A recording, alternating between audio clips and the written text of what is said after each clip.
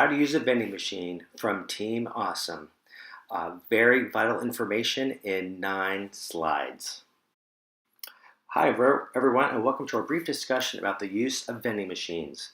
Vending machines have potential to be lifesavers or contain lifesavers. But today, let's talk about how to use a vending machine. Depending on what part of the world you've lived in, if you were raised by wolves, or if you were only recently shunned by the Amish, you may not be aware of such an important device so critical to the success of college students in America. So for your benefit, let's how to use such an important contraption.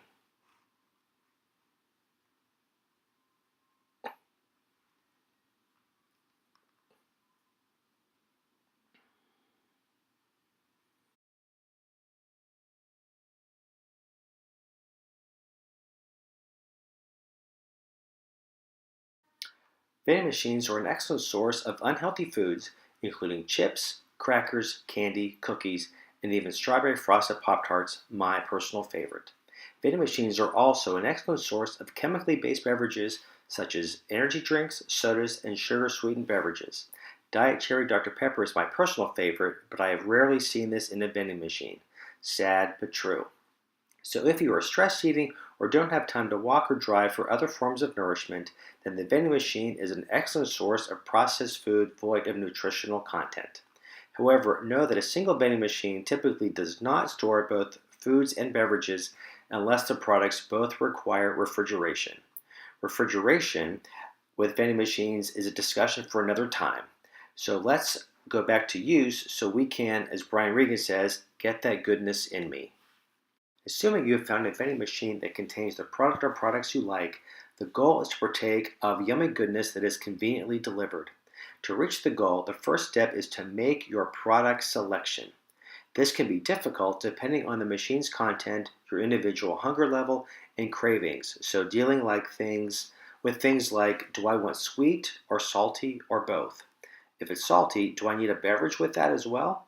If you are a student, being thirsty in class can be a detriment to learning.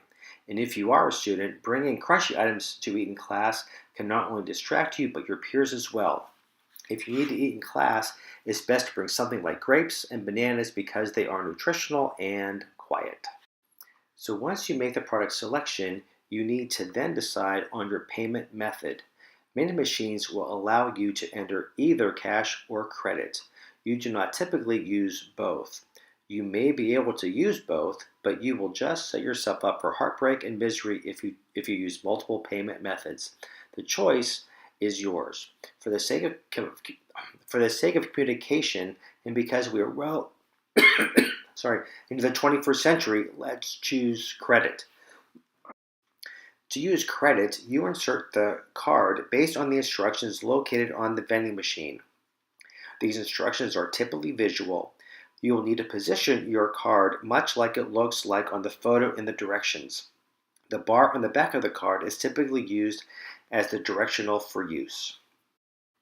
Light programming skills are needed for the next step, which consists of entering the code into the keypad that corresponds with the product you are looking to select. If this is confusing, here's some help. Near the point of payment, there should be a keypad with letters and numbers.